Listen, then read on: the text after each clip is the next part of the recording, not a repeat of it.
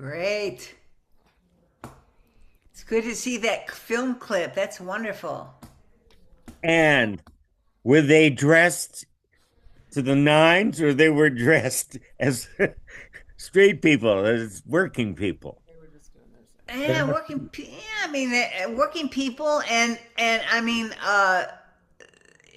you know, the song has a story. It's Yeah, singable. It's got a great chorus. It's got a great musical hook that they use to transition to the next part of the song.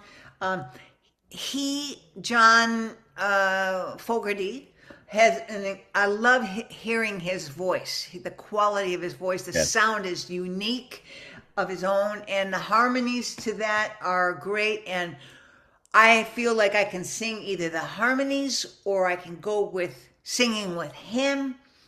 The musicianship, it's not a hard song to sing. It's a pleasant song. But how do I explain it? Not that it's not really a hard song to sing, so I can identify with, like, I could go play it and have a marvelous time playing that song because I feel like I could play it on the guitar. It's not complicated. Yeah. It's not complicated. But it speaks to you. It's very nice. And can I ask, what do you call this genre? Well, they call that rock. I mean, It's it, just rock. they call it swamp rock. Swamp rock. I would buy that because you know why? Yeah. He's got. It's funny. He's from California, but he's got a certain kind of accent that's Yeah. different. So, and you say swamp rock, I'm like, yeah, that I would buy that in a minute. Yeah. Because they've steeped themselves in the Louisiana Yes. sound. And why? Look at the lyrics. They're about Louisiana. They're about Yeah. the South, and they're about the people on the edge of society Okay. because, and they pumped a lot of pain. They're taking uh, they're out. They're not in the mainstream of society. They're on the edge of society, and that's what that's the appeal of the song. It takes you on a journey. To me, on the other side of the tracks, Okay. and uh, it's so well written. I have never performed it where it didn't go over. It's just one of these universally loved songs. The hook and the in the chorus is strong, and of course that signature dun dun dum dun dun dum dun dun dun dun dun dun dun dun dum.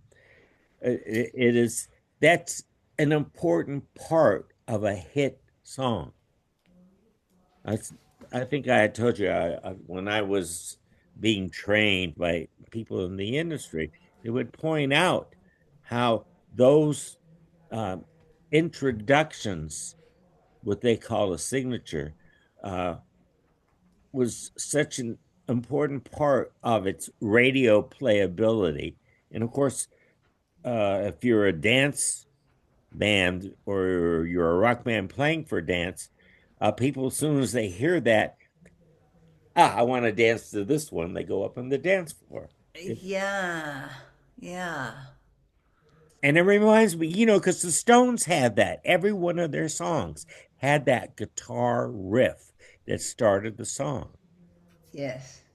So, but yes, I would call it rock. And again, I went to Wikipedia. I did all my research, and Uh-huh. the term they used to describe it as swamp rock.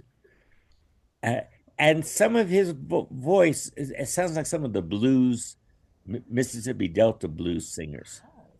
Yes. Some of the way he pronounces the words. Plus, yeah, that story, to me, it keeps me from beginning to end. It doesn't have a wasted second. Part of the description, when I've been reading what people say about them and their style, is that it is very disciplined. It's simple. It's to the point. There's no fat. There's no frills. Um, they were comparing them to the Beatles. Beatles had a lot of frills. Beatles had a lot of production. Uh, the Beach Boys started off with very little frills, and of course they became very produced. Um, and there's just like with food, there are some meals that are really good, just meat and potatoes, or if you're a vegetarian, three vegetables and potatoes. Okay. Yeah. But and then some are really good with finesse and these nice sauces and things that you do uh, to edge it, to cream it, to mix it with spices and stuff like that. So there's finesse and then there's basics. Well, I would call them very much basic. Yeah. Um, he, I think he was born, like in he was born in Northern California, and I Yeah. was wondering I really wonder what his influences were, John Fogerty, for him to be writing and having that inflection in his voice with the swamp rock, let's say, that you're talking about. I know that, like you said, there his upbringing, was, I think, I don't think they were even middle class. Uh, his his parents were children of the depression, but I I'm trying to remember. I think he had a bunch of brothers and Yeah, one of the brothers is in the siblings. band. Yeah. Okay. Yeah. Okay. There's Yeah. another Fogerty in the band. Okay. I wondered about that. He does But I have. think, yeah, I think they grew up working class.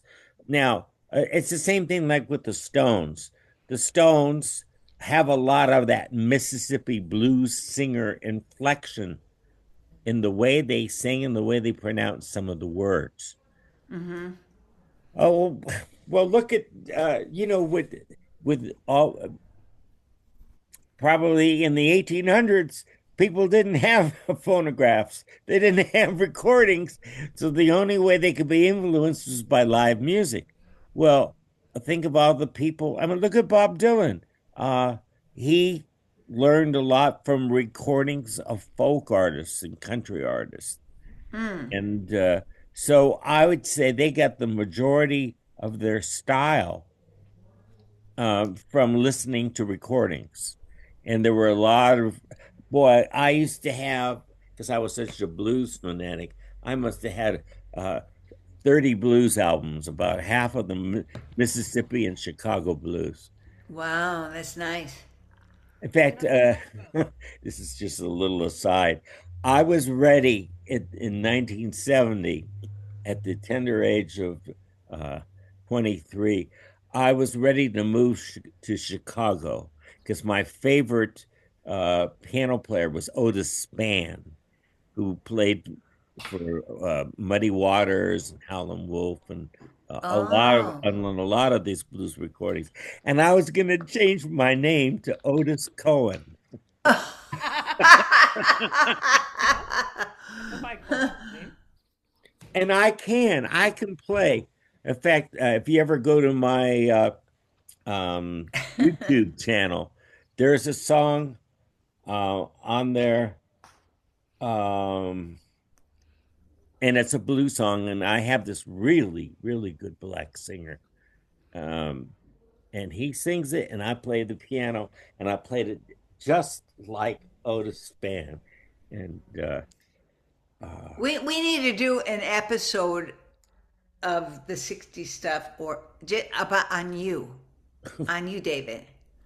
You have all these tidbits, and you had influences from all these '60s people. I would love to know who all that was when we have some other episode. I think it would be interesting.